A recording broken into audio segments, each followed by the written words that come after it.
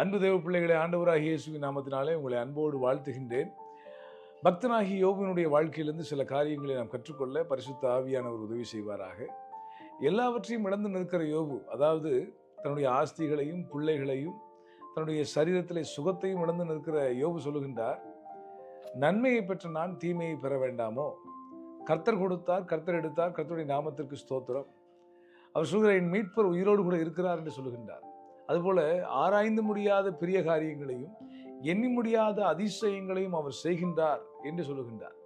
அவர் என்னை கொன்று போட்டாலும் நான் அவர் மேல் நம்பிக்கையாக இருப்பேன் என்று சொல்லுகின்றார். தேவரீர், நீ சகலத்தையும் செய்ய வல்லவர், நீ செய்ய நினைத்தது ஒன்றும் தடைபடாது என்பதை அறிந்திருக்கிறேன் என்று சொல்லுகின்றார். வேதனையின் பாதையிலே பயணித்துக் கொண்டிருக்கிற போது யோபு சொல்லுகின்றார், எனக்கு உபதேசம் பண்ணுங்கள், நான் மௌனமாய் இருப்பேன், நான் எதில் தவறினேனோ அதை எனக்கு உணர்த்துங்கள் என்று அவர் சொல்லுகின்றார். அதாவது வேதனையின் பாதையிலே, பாடுகளின் பாதையிலே பயணித்துக் கொண்டிருக்கிற இந்த யோபு தேவனை பற்றி குறை சொல்லவும் இல்லை, தன்னுடைய நாவினாலே அவன் பாவம் செய்யவும் இல்லை என்று சொல்லி பரிசுத்த வேதத்திலே அவரை குறித்து சாட்சி எழுதப்பட்டிருக்கிறது. ஆனால் நம்முடைய வாழ்க்கையில சின்ன சின்ன பாடுகளை கூட எதிர்கொள்கிற போது நாம் பொறுமை இழந்து நிதானம் இழந்து பேசிவிடுகிறோம். கர்த்தரை பற்றியும் குறை சொல்லிவிடுகிறோம்.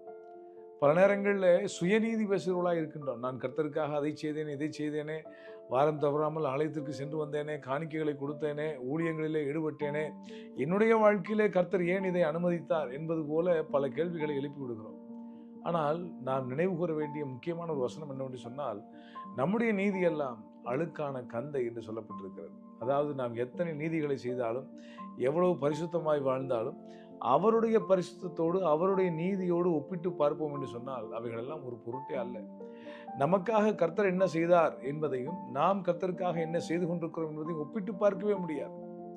அவர் நமக்காக ஜீவனை தந்தது மட்டுமல்ல, எவ்வளவு அவமானங்களை நமக்காக சகித்தார், பரலோக மேன்மைகளை துறந்து வந்தார் என்பதையெல்லாம் நான் நினைத்து பார்க்கிற போது அவருடைய பிள்ளைகளாக அவரை அறிந்திருப்பதே மிகப்பெரிய பாக்கியம்.